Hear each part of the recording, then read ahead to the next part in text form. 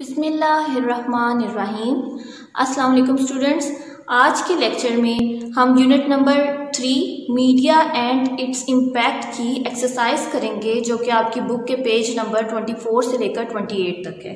Students, सबसे पहले page number 24 पर देखिए, आपको ग्लोसरी गिवन है जिसमें वर्ड्स मीनिंग है। आपने इन वर्ड्स मीनिंग को एज इट इज़ याद करना है। स्टूडेंट्स, हम देख लेते हैं कि हमारे पास क्या मीनिंग्स गिवन है। इम्पैक्ट का मीनिंग है powerful effect, eager full of keen desire, geared up ready, integral essential, entertain amuse. इनको आपने लर्न करना है, ये आपको पेपर में एमसीक्यूज की शेप में आएंगे। पेज नंबर 25 पर आपको ये क्वेश्चंस पूछे गए हैं, जिनके आंसर जो हैं वो आपके इंग्लिश ए के नोट्स पर गिवन है। आपने वहां से इनको लर्न करना है और ये क्वेश्चंस आपको 2 मार्क्स के पेपर में आते हैं। हर क्वेश्चन जो है वो 2 मार्क्स का आता है। नेक्स्ट आप देखिए पेज नंबर 26 पर vocabulary part A, explain the following phrases as used in the text. आपने फ्रेजेस को एक्सप्लेन करना है। मैंने उन फ्रेजेस की एक्सप्लेनेशन जो है वो यहाँ बोर्ड पे लिख दी है।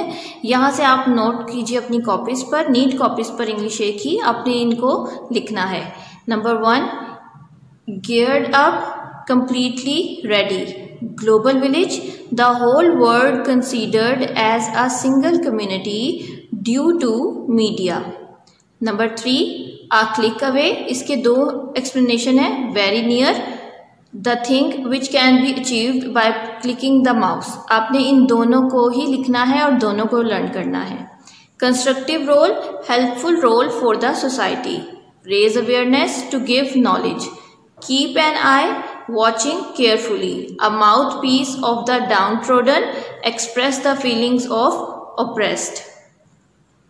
सब इसी पेज पे क्वेश्चन नंबर बी में आपको वर्ड बैंक दिया गया है, जिसको आपने नाउन्स, एडजेक्टिव्स और एडवर्ब्स के अकॉर्डिंग 3 कॉलम्स में पुट करना है।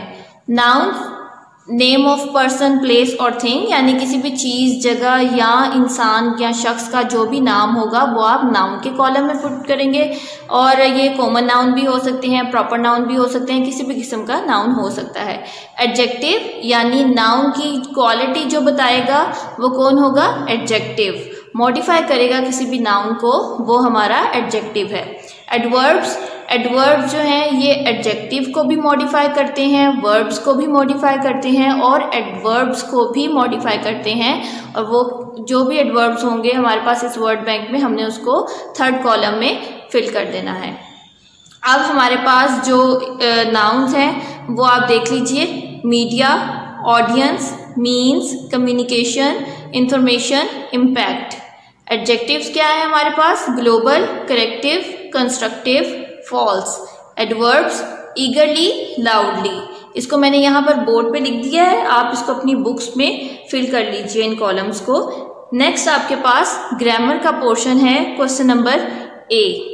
इस क्वेश्चन में आपको उन्होंने कुछ वर्ड्स दिए हुए हैं, जिनको पहले तो आपने नाउन में कन्वर्ट करना है और फिर उन नाउन को आपने इन ब्लैंक्स में फिल कर देना है। सबसे पहले आपको कौन सी ब्लैंक गिवन है? Doctors are concerned with dash of the patients. तो हम देखेंगे डॉक्टर्स आर कंसर्न्ड विद, यहाँ पर हमें सेफ नजर आ रहा है, तो हम जब सेफ को नाउन में कन्वर्ट करेंगे तो ये बन जाएगा safety. Doctors are concerned with safety of patients. तो आप इस ब्लैंक में क्या लिख लेंगे? सेफ्टी लिख लेंगे, SAFETY, safety, SAFETY, safety. Next है आपके पास blank, in a state of dash she cried loudly. तो यहाँ पर आपको मिला है हेल्पलेस। अब आप हेल्पलेस का नाउन यहाँ पर यूज करेंगे, in a state of helplessness she cried loudly. Next, floods often cause large scale dash devastating का नाउन यूज करेंगे, floods often cause large scale devastation. Positive dash will keep you healthy, active activity, positive activity will keep you healthy. Active का noun हमने क्या बनाया है? Activity. Her dash was quite obvious, her excited आपको यहाँ पर verb मिला था, आपने इसका नाउन क्या बनाया है? Excitement. EXCITEMENT. Her excitement was quite obvious. She was in a state of dash. Hopeless का नाउन हम बनाएंगे she was in a state of hopelessness. She has the dash required for the job. She has the able का noun बनाएंगे आप ability required for the job. Have you any dash of this act? Justify का noun आप बनाइए justification. Have you any justification of this act?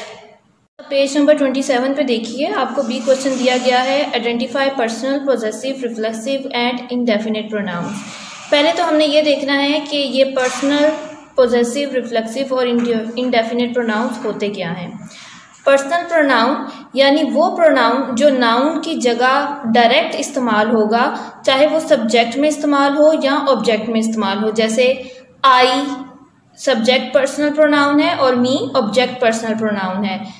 She, he, it, they, you, we, us, them, her, him, it, ये सारे क्या हैं? Personal pronoun है, ठीक है, जो नाउन की जगह डायरेक्ट यूज हुए हैं। इसके बाद पोजेसिव प्रोनाउन, ऐसे प्रोनाउन जो किसी चीज पर आपका पोजेशन, ओनरशिप या मलकियत को शो करें, ठीक है, वो कौन से प्रोनाउन है? Possessive pronoun. रिफ्लेक्सिव प्रोनाउन, इनको समझना तो बहुत आसान है। जब भी किसी प्रोनाउन के साथ सेल्फ या सेल्व्स का वर्ड यूज हुआ होगा तो वो क्या है? आपके रिफ्लेक्सिव प्रोनाउन है। जैसे कि my self, your self, them selves, her self, him self, ये सारे कौन से प्रोनाउन हैं? आपके रिफ्लेक्सिव प्रोनाउन। इसके अलावा ऐसे प्रोनाउन जिसमें जगह, चीज और किसी इंसान का जो नाम है या किसी इंसान को स्पेसिफाई ना किया जाए, ठीक है, बताया ना जाए कि ये कौन है। जैसे everyone, someone, none, something, somebody, nobody, ऐसे सारे प्रोनाउन जिसमें किसी को स्पेसिफाई नहीं किया गया, वो सारे प्रोनाउन कौन से होते हैं? Indefinite pronoun. अब हम चलेंगे इस एक्सरसाइज की तरफ। दिस इज माई बुक, इसमें क्या प्रोनाउन है? माई प्रोनाउन है और बुक पे मलकियत को शो किया जा रहा है, पोजेशन को शो किया जा रहा है, इसलिए माई क्या है? Possessive pronoun. Salman is absent because he is इल।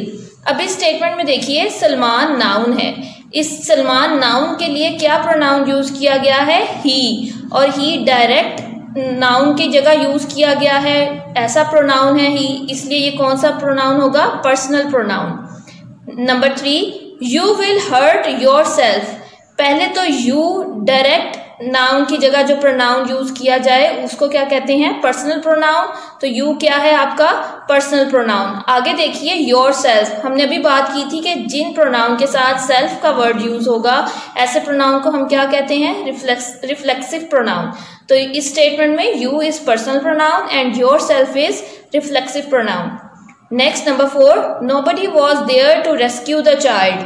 अभी मैंने आपको बताया था कि ऐसे प्रोनाउन जो डेफिनेट नहीं होते, जिसमें किसी भी शख्स, चीज या जगह को स्पेसिफाई नहीं किया जाता, ऐसे प्रोनाउन इंडेफिनिट प्रोनाउन होते हैं। तो यहाँ पर चाइल्ड को रेस्क्यू करने के लिए कोई भी नहीं था, तो ये नोबडी जो है ये कौन सा प्रोनाउन है? Indefinite pronoun. Part number C करना है आइडेंटिफाई प्रोनाउन एरर्स, यानी प्रोनाउन की जो भी मिस्टेक है या जो भी प्रोनाउन है उनको आपने अंडरलाइन करना है। Rewrite the following sentences correctly, और फिर उन सेंटेंस को करेक्टली लिखना है, यानी उस प्रोनाउन की मिस्टेक को, उसके एरर को आपने ठीक करके लिखना है। Media plays a very constructive role for society. They raises awareness about many social issues like corruption, terrorism, drug addiction and violation of human rights. अब दे तो मीडिया के लिए यूज नहीं होगा ना, मीडिया और दे जो है ये तो ह्यूमन बींग्स के लिए यूज होता है और या एनिमल्स के लिए होता है, यानी लिविंग थिंग्स के लिए होता है, और दे प्लूरल के लिए यूज होता है। हमने मीडिया यानी नॉन लिविंग थिंग जो है इसके बारे में हम बता रहे हैं, और इसका हमने जब प्रोनाउन यूज करना है तो हम क्या प्रोनाउन यूज करेंगे? It, IT, it. Next, I would conclude the discussion by saying that media plays a positive role and has a corrective impact if it works honestly। अब यहाँ पर it प्रोनाउन जो है ये मीडिया के लिए use किया गया है और ये बिल्कुल ठीक है, इसलिए जस्ट मैंने इसको अंडरलाइन किया है, मैंने इसको करेक्ट नहीं किया क्योंकि ये ऑलरेडी करेक्ट ही है। Good, very well concluded. I am happy that all of ye have participated in this discussion and have expressed yourselves very well. पहले तो आपको yourself से ही पता चल रहा है कि आपने यहाँ पर प्रोनाउन क्या यूज़ करना है. I am happy that all of you कि आप सब ने पार्टिसिपेट किया है इस डिस्कशन में और अपने आपको बहुत अच्छे तरीके से जाहिर किया है, ठीक है, एक्सप्रेस किया है कि आपकी क्या राय है इस चीज़ के बारे में. Good, very well concluded. I am happy that all of you, तो ही को अंडरलाइन कीजिए और क्या लिखेंगे आप, यू. और ये तो हमें निशानी पता चल रही है योर सेल्स से भी कि यहाँ पर यू आना है, क्योंकि योर सेल्स रिफ्लेक्सिव प्रोनाउन है यू का. Part number D, complete the sentence choosing the right option. Media dash a very constructive role for the society. Media plays a very constructive role for the society. Media dash also become a mouthpiece of the downtrodden. Media has also become a mouthpiece of the downtrodden. हमने पढ़ा था ना कि present indefinite में हम क्या करते हैं, हम सिंगुलर सब्जेक्ट के साथ यानी क्या लगाते हैं, फर्स्ट फॉर्म ऑफ वर्ब लगाते हैं विद एस. तो इधर आपने ऐसे किया है. सेकंड में आपके पास क्या है, आपके पास प्रेजेंट परफेक्ट टेंस मौजूद है. मीडिया के साथ क्या आएगा फिर, उसके अकॉर्डिंग कौन सा हेल्पिंग वर्ब यूज होगा, हैज़, क्योंकि हैव तो आप प्लूरल के साथ यूज करते हैं. Also become a mouthpiece of the down trodden. आपकी स्टेटमेंट है, I am happy that all of you dash expressed yourselves very well. All of you, आप सब के सब ने, तो आप सब के सब के लिए क्या आएगा, all of you have. There feelings and opinions, दोनों चीज़ों की बात की गई है ना, फीलिंग्स की भी और ओपिनियंस की भी. Are expressed through it. Film, radio, television, the internet, books, magazine and newspaper dash S information as well as entertainment. इतनी सारे सब्जेक्ट्स हैं यानी प्लूरल सब्जेक्ट्स हैं, तो इनके साथ क्या आएगी, simple first form of verb provide. आपका नेक्स्ट क्वेश्चन पेज नंबर 28 पर है. Change the voice. ये एक्टिव पैसिव वॉइस जो आप बनाते हैं ये वो हैं, change the active voice into passive voice और change the passive voice into active voice. तो यहाँ पर हमें एक्टिव वॉइस गिवन है, हमने उनको पैसिव वॉइस में कन्वर्ट करना है, और हमें पैसिव वॉइस भी गिवन है जिनको हमने एक्टिव वॉइस में कन्वर्ट करना है. स्टूडेंट्स, चेंज द वॉइस पर कंप्लीट इन डिटेल्ड लेक्चर आपको अलग से मिलेगा. यहाँ पर क्योंकि ये इंग्लिश ए की बुक में आपकी छोटी सी एक्सरसाइज है, इसलिए मैं आपको ये करवाऊंगी और साथ साथ मैं आपको थोड़ा थोड़ा समझाती जाऊंगी कि इसको कैसे हमने कन्वर्ट किया है. लेकिन इन डिटेल लेक्चर आपको प्रॉपर एक्टिव पैसिव वॉइस पर इनकी कन्वर्जन पर आपको दिया जाएगा. Media helps people to share knowledge. जी, हमें पता है कि 5 रूल्स हैं, जो मेन 5 रूल्स हैं ना, एक्टिव वॉइस को पैसिव वॉइस में कन्वर्ट करने के और पैसिव वॉइस को एक्टिव वॉइस में कन्वर्ट करने के. पहले जब आपने किसी भी एक्टिव वॉइस स्टेटमेंट को पैसिव वॉइस में कन्वर्ट करना होता है तो आप सब्जेक्ट को ऑब्जेक्ट बना देते हैं और ऑब्जेक्ट को सब्जेक्ट बना देते हैं. यानी एक्टिव में आपका सब्जेक्ट जो है वो एक्टिव होता है, लेकिन पैसिव में आपका सब्जेक्ट जो है वो एंड पे चला जाता है, बहुत सुस्त हो जाता है, ठीक है, इसलिए हम उसको एंड पे ले जाते हैं और ऑब्जेक्ट को हम पहले ले आते हैं. अब यहाँ पर आप देखिए मीडिया हेल्प्स, हेल्प्स से हमें पता चल रहा है और कोई हेल्पिंग वर्ब भी गिवन नहीं है, जिससे हमें पता चल रहा है कि हमारे पास प्रेजेंट इंडेफिनिट टेंस है. तो प्रेजेंट इंडेफिनिट को हम जब भी पैसिव वॉइस में कन्वर्ट करते हैं तो हम is, am, are helping verb use करते हैं और third form of verb use करते हैं. और जिस सब्जेक्ट को हम ऑब्जेक्ट में कन्वर्ट करते हैं यानी हम ऑब्जेक्ट बनाते हैं, यानी हम सब्जेक्ट को सेंटेंस के एंड पे ले जाते हैं, तो हम उस सब्जेक्ट से पहले बाय यूज़ करते हैं. बाय हम इसलिए यूज़ करते हैं कि ये काम जो है ये इस सब्जेक्ट के ज़रिए से किया गया है, तो उस ज़रिए को बताने के लिए हम बाय यूज़ करते हैं. मीडिया हमारे पास सब्जेक्ट था, हेल्प फॉर्म ऑफ वर्ब है और हेल्प से हमें पता चल रहा है कि ये प्रेजेंट इंडेफिनिट टेंस है. पीपल हमारे पास ऑब्जेक्ट है. टू शेयर नॉलेज जो है ये हमारे ऑब्जेक्ट का ही रिमेनिंग पार्ट है. अब आपके पास ऑब्जेक्ट के 2 पार्ट हैं यहाँ पर. पीपल लिविंग ऑब्जेक्ट है और to share knowledge non living object है. तो जब आप इसको कन्वर्ट करेंगे तो आपने कैसे करना है, आपने लिविंग ऑब्जेक्ट को सबसे पहले लेकर आना है. पीपल। ठीक है, अब पीपल हम ज़्यादा लोगों के लिए इस्तेमाल करते हैं, तो पीपल के साथ कौन सा हेल्पिंग वर्ब यूज़ हो गया? आर। हेल्प की थर्ड फॉर्म यूज़ होगी हेल्प्ड। अब सब्जेक्ट क्या है हमारा? मीडिया। तो मैंने आपको बताया था कि सब्जेक्ट से पहले आपने क्या प्रपोजिशन यूज़ करनी है? बाय। ठीक है, और उसके बाद हमारे पास जो नॉन लिविंग ऑब्जेक्ट था टू शेयर नॉलेज, वो हम बिल्कुल एंड पे ले आए हैं। तो हमारे इस एक्टिव वॉइस का पैसिव वॉइस क्या बना? People are helped by media to share knowledge. Next देखें, their feelings and opinions are expressed through it. अब आपको आर से, एक्सप्रेस्ड से और थ्रू से पता चलेगा कि ये आपको पैसिव वॉइस स्टेटमेंट गिवन है, क्योंकि इसमें हेल्पिंग वर्ब भी यूज हुआ है। हेल्पिंग वर्ब यूज तो हुआ है, हेल्पिंग वर्ब एक्टिव वॉइस में भी यूज होता है, लेकिन एक्टिव वॉइस में हमारे पास आर के साथ थर्ड फॉर्म यूज नहीं होती। यहाँ पर आर के साथ एक्सप्रेस की थर्ड फॉर्म एक्सप्रेस्ड यूज की गई है, और फिर थ्रू का वर्ड भी यूज किया गया है, जो कि अगेन क्या चीज बता रहा है कि इसके जरिए से ये काम हुआ है। तो हमने इट को सब्जेक्ट बना देना है। यहाँ हमारे पास इट ऑब्जेक्ट था, जब हमने उसको एक्टिव वॉइस में कन्वर्ट किया है तो हमने उसको क्या बता दिया? सब्जेक्ट बना दिया, इट। अब हमारे पास आर और थर्ड फॉर्म ऑफ वर्ब कौन से पैसिव वॉइस में यूज होती है? प्रेजेंट इंडेफिनिट में। तो जब हमने प्रेजेंट इंडेफिनिट पैसिव वॉइस को एक्टिव वॉइस में कन्वर्ट करना है, तो हम according to it first form of verb के साथ ईएस लगाएंगे। It expresses. अब यहाँ पर फिर आपके पास क्या क्या ऑब्जेक्ट है? देयर फीलिंग्स एंड ओपिनियंस, उनके एहसासात और उनकी राय।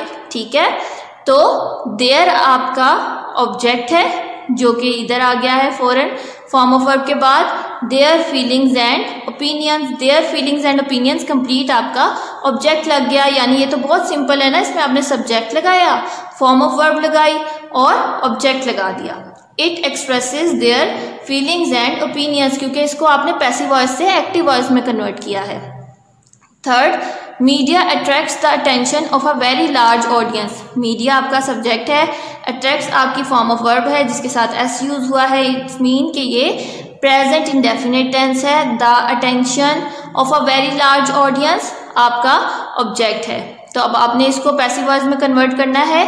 The attention of a very large audience आपका सब्जेक्ट बनेगा, सबसे पहले आएगा सेंटेंस में। उसके बाद ये इसके साथ हेल्पिंग वर्ब क्या लगेगा? The attention of a very large audience. Large audience पे नहीं जाना आपने, अटेंशन पे जाना है। ठीक है, तो उसके अकॉर्डिंग इस हेल्पिंग वर्ब आपने यूज किया। ठीक है, अट्रैक्ट की आपने थर्ड फॉर्म यूज करनी है, अट्रैक्टेड, और अगेन प्रपोजिशन बाय यूज करना है सब्जेक्ट मीडिया से पहले। The attention of a very large audience is attracted by media. Full stop का ध्यान रखिएगा, सब में फुल स्टॉप लगाना है आपने सेंटेंस के एंड पे। After entering the house we switch on the television. अब यहाँ पर आपके पास सब्जेक्ट, ऑब्जेक्ट और फॉर्म ऑफ वर्ब क्या है? गौर से देखिएगा इसको। द टेलीविजन क्या है आपके पास? ऑब्जेक्ट था, और यहाँ पर पैसिव वॉइस में वो क्या बन गया है? आपका सब्जेक्ट बन गया है, यानी सेंटेंस के सबसे पहले आ गया है, स्टार्ट में आ गया है। ठीक है, और आपने उसके अकॉर्डिंग द टेलीविजन के अकॉर्डिंग कौन सा हेल्पिंग वर्ब यूज किया?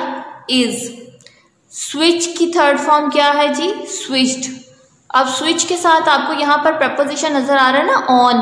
तो जब आप एक्टिव वॉइस को पैसिव वॉइस में कन्वर्ट करेंगे या पैसिव वॉइस को एक्टिव वॉइस में कन्वर्ट करेंगे, तो फॉर्म ऑफ वर्ब के साथ जो भी प्रपोजिशन यूज हुआ होगा आप उसको उसके जो पैसिव वॉइस है उसमें भी उसके साथ ही लिखेंगे।